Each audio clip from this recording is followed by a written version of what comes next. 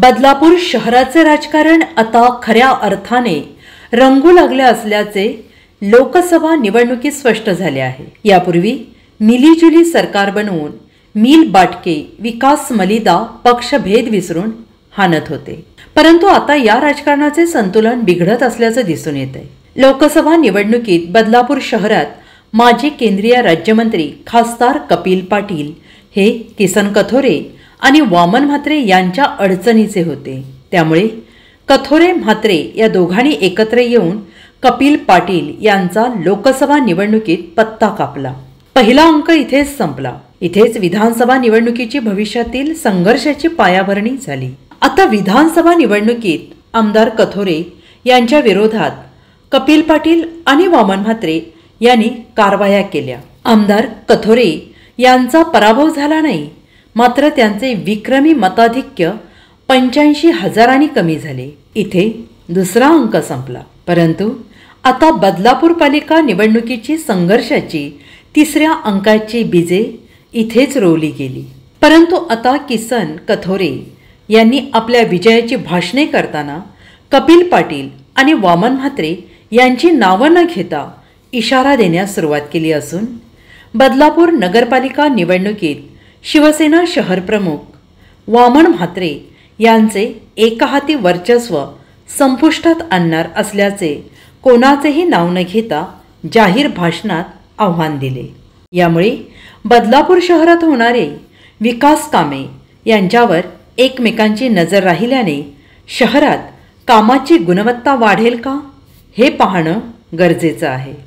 मला मनापासून तुम्हाला नतमस्तक होऊन नमस्कार करावा हीच माझी आज तुमच्या समोर इच्छा आहे। या बदलापूरकरांनी जे घडवलं मला ते केवळ बदलापूरसाठी नाही तर महाराष्ट्रासाठी तुम्ही घडवलं मला। आणि विकासाचं मॉडेल काय असतंय हे तुम्ही सगळ्यांनी मला दाखवून दिलंय। एका लहानशा गावातला कार्यकर्ता एवढ्या मोठ्या शहरामध्ये ज्या वेळेला त्याला तुम्ही संधी देता, एकदा दोनदा तीनदा चारदा नाही, आता पुन्हा पाचव्यांदा तुम्ही मला करा।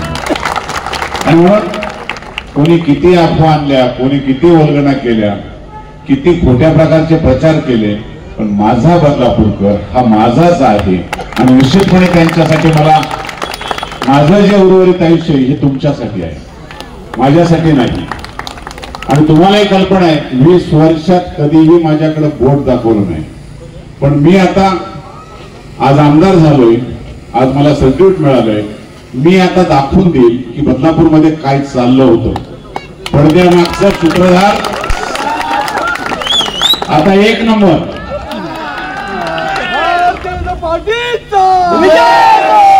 आज मी तुम्हाला एकच विनंती करेन, हे शहर वैभव बनतंय। या शहराला कोणाच्या नजर लागत असेल तर ती नजर काढण्याची ताकद आज तुम्ही मला दिलेली आहे। आणि म्हणून तुम्हाला सांगतो, पूर्ण मनापासून तुम्हाला विनंती करतो की नगरपालिका ही माझ्या हातामध्ये द्या आणि बदलापूरचा विकास करून पहा। एक वेगळ्या विचाराचा तुम्हाला मी अनुभव देऊन सांगेन, मी कधीही त्या नगरपालिकेत पाय देत नाही असा, कारण मला ते तिथलं टेबलाखालचं आवडलं नाही आणि म्हणून आता टेबलावर बसून कामकाज करायला लावतो।